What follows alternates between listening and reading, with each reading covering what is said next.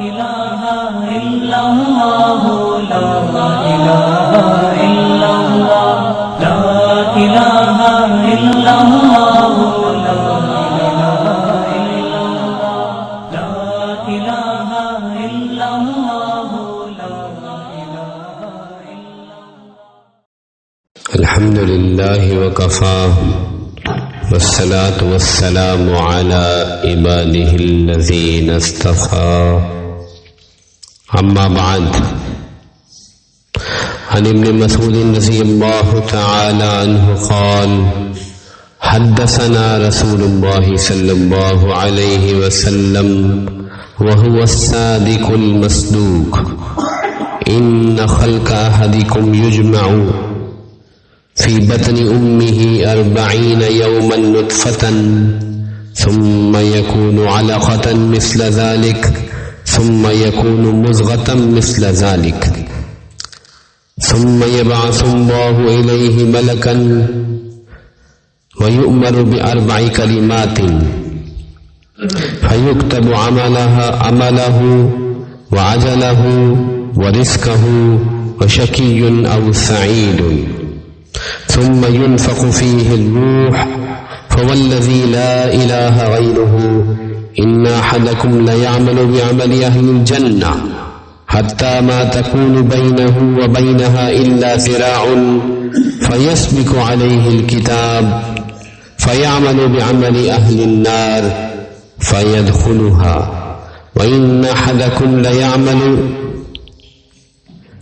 بعمل أهل النار حتى ما يكون بينه وبينها إلا ذراع فيسبق عليه الكتاب فيعمل بعمل أهل الجنة فيدخلها. رواه البخاري ومسلم. اللهم صل على سيدنا محمد وعلى آل سيدنا محمد وبارك وسلم. اللهم صل على سيدنا محمد وعلى آل سيدنا محمد وبارك وسلم. جو حدیث آج آپ کے سامنے پڑھی گئی ہے، یہ حدیث قواعد اسلام میں سے ہے، اور امام نووی نے اس کو 40 نووی میں بھی 6 جگہ پر درج کیا ہے. یہ حدیث اولاً تو انسان کی پیدائش کے مختلف مدارج کا ذکر کرتی ہے، اور پھر اس کی تقدیر کے بارے میں اور جو 4 چیزیں لکھی جاتی ہیں اس کے بارے میں خبر دیتی ہے. چونکہ یہ ایسی بات ہے جو آج سے 1400 برس قبل، جب سائنس اور میڈیکل ٹیکنالوجی کا کوئی سوال بھی نہیں تھا، اس وقت کی گئی، اور یہ اس ہستی نے یہ خبر دی جو سب سے زیادہ سچی ہے. اس لیے حضرت عبداللہ بن مسعود رضی اللہ تعالیٰ عنہ جو اس حدیث کے راوی ہیں، وہ اس حدیث کے شروع میں ایک لفظ بھی ارشاد فرماتے ہیں: حدثنا رسول اللہ صلی اللہ علیہ وسلم. حدیث بیان کی ہم سے رسول پاک صلی اللہ علیہ وسلم نے، وہو الصادق المصدوق، اور وہ سچے پیغمبر ہیں، اور ان کے سچ کی تصدیق اللہ جل جلالہ کی طرف سے کی گئی ہے. یہ تاکیدی لفظ ہے کہ یہ کلام وحی ہے، بذریعہ وحی ہے، اور یہ حق ہے. چنانچہ قرآن مجید میں سورۃ مومن کے اندر 18ویں پارے کے پہلے صفحے کے اندر بھی یہی مدارج، یہی 3 چیزوں کی ترتیب بیان کی گئی ہے. ثم جعلناه نطفة في قرار مكين ثم خلقنا النطفة علقة فخلقنا العلقة مضغة فخلقنا المضغة عظاما فكسونا العظام لحما ثم انشأناه خلقا آخر. اللہ تعالیٰ فرماتے ہیں کہ ہم پھر اس نطفے کو ایک قرار مکین، یعنی عورت کے ماں کے رحم میں جگہ دیتے ہیں، پھر اس نطفے کو ہم علقہ بناتے ہیں، اور علقہ کو مضغہ بناتے ہیں، اور مضغے کے اندر ہم ہڈیاں پیدا کر کے ان ہڈیوں کو گوشت چڑھا دیتے ہیں، پھر ہم اس کو ایک نئی شکل دیتے ہیں. کتنا ہی بابرکت ہے وہ ذات جو سب سے بہترین پیدا کرنے والی ہے. وہاں پہ ایام کا تعیین نہیں کہ کتنی دیر نطفہ، کتنی دیر علقہ اور کتنی دیر مضغہ رہتا ہے۔ نطفہ ایک بوند کو کہتے ہیں، عربی الفاظ سمجھ لیجئے، جو مرد اپنی بیوی کے اندر ٹپکاتا ہے وہ ایک بوند ہوتی ہے، اس سے اس کو نطفہ کہا جاتا ہے، منی کا نطفہ ہوتا ہے۔ علقہ ایک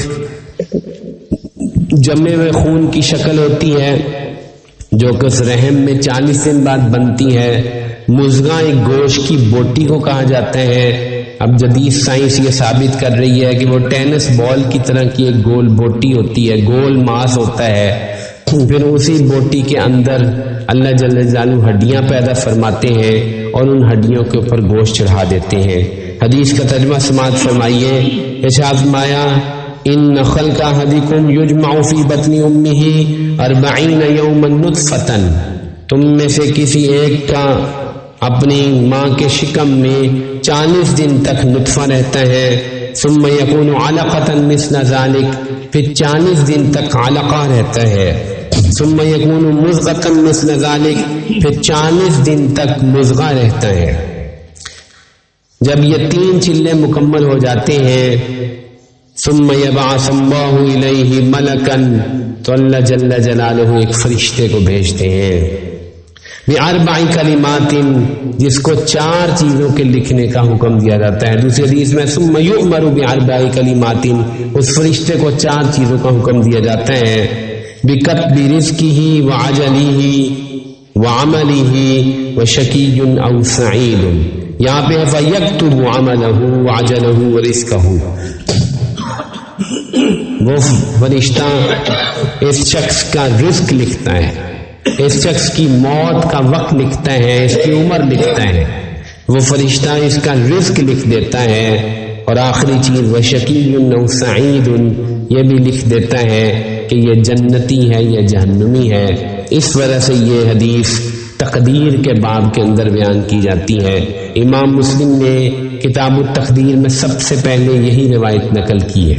انسان پیدا ہو رہا ہے، اس کے اندر روح پھونکی جا رہی ہے، تو تقدیر جس کا میں نے اس دن بیان کیا کہ اللہ جل جلالہ کا وہ کامل علم جس سے وہ ساری کائنات چلا رہا ہے، اس کا اظہار دیکھیے کہ اس انسان کا رزق لکھ دیا گیا۔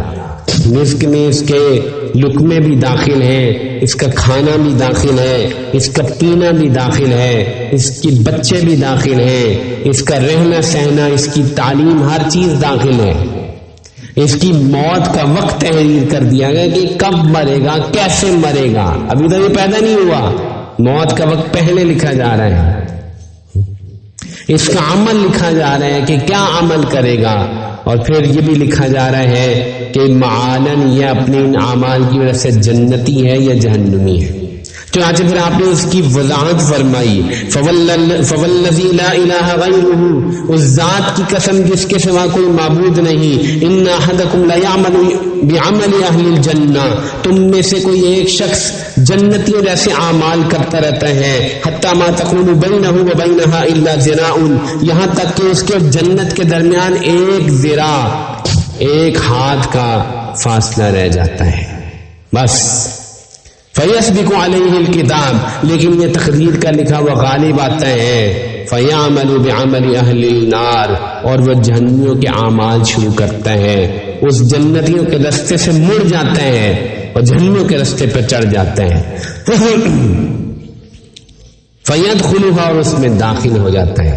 وَإِنَّ أَحَدَكُمْ لَيَعْمَلُ بِعَمَلِ أَهْلِ النَّارِ، اور کوئی آدمی زندگی بھر جہنم والے اعمال کرتا رہتے ہیں، حتی ما یکون بینہا وبینہ وبینہا الا ذراع، یہاں تک کہ اس کے جہنم کے درمیان ایک ہاتھ رہ جاتا ہے، ایک گز یا ایک ذراع رہ جاتا ہے۔ فیسبق علیہ الکتاب، تو یہ تقدیر کا لکھا ہوا دوشتہ تقدیر غالب آ جاتا ہے اور وہ جنتیوں والے اعمال شروع کرتا ہے، فیعمل بعمل الجنہ فیدخلوہا، اور وہ جنت میں داخل ہو جاتا ہے، وہ جنت میں داخل ہو جاتا ہے۔ یہ حدیث بہت عجیب ہے، تقدیر کا لکھا ہوا کیسے غالب آتا ہے اور انسان اپنی تقدیر کے مطابق عمل کرتا ہے۔ پھر وضاحت کروں گا، اس کو مجبور کسی نے نہیں کیا، لیکن اللہ کا علم جو کامل ہے، اس کے مطابق اس نے یو ٹرن لیا اور یہ دوسرے ٹریک پہ چڑھ گیا۔ ایک اور بات عرض کرتا ہوں، کسی بھی مسلمان کی حقارت دل میں نہ لائیے، کیا پتا وہ ابھی برے اعمال کر رہے ہیں لیکن تقدیر کے اعتبار سے جنتی ہے، پتہ نہیں کس وقت وہ کہاں سے کہاں ٹرن لے لے اور کدھر چلا جائے۔ مسلم میں ایک روایت ہے، بنی اسرائیل میں دو شخص تھے، ایک بڑا نیک تھا اور دوسرا گناہگار تھا۔ ایک دن اس نیک نے کہہ دیا کہ اللہ کی قسم تیری مغفرت نہیں ہوگی۔ اللہ کو جلال آیا، جس نے جو نیک تھا اس کو جہنم میں بھیج دیا گیا، اور جس کے بارے میں اس نے کہا تھا کہ تیری مغفرت نہیں ہوگی، اللہ نے اسے اپنی رحمت سے جنت میں داخل کر دیا۔ تو اس لیے نہ ہم کسی مسلمان کی حقارت کریں، ہاں برے عمل سے ضرور نفرت کرے، کسی مسلمان کی حقارت نہ کرے، اور اپنے بارے میں ضرور ڈرتے رہے۔ یہ حدیث بہت عجیب خبر دے رہی ہے، اس لیے جب تک خاتمہ ایمان پہ نہیں ہوتا مومن کا ڈر باقی رہتا ہے کہ پتہ نہیں میرے ساتھ کیا معاملہ ہو جائے۔ ہمارے بڑے تو آخری سانس تک جو ہے کانپتے تھے کہ تقدیر کا لکھا ہوا بہرحال لکھا ہوا ہے۔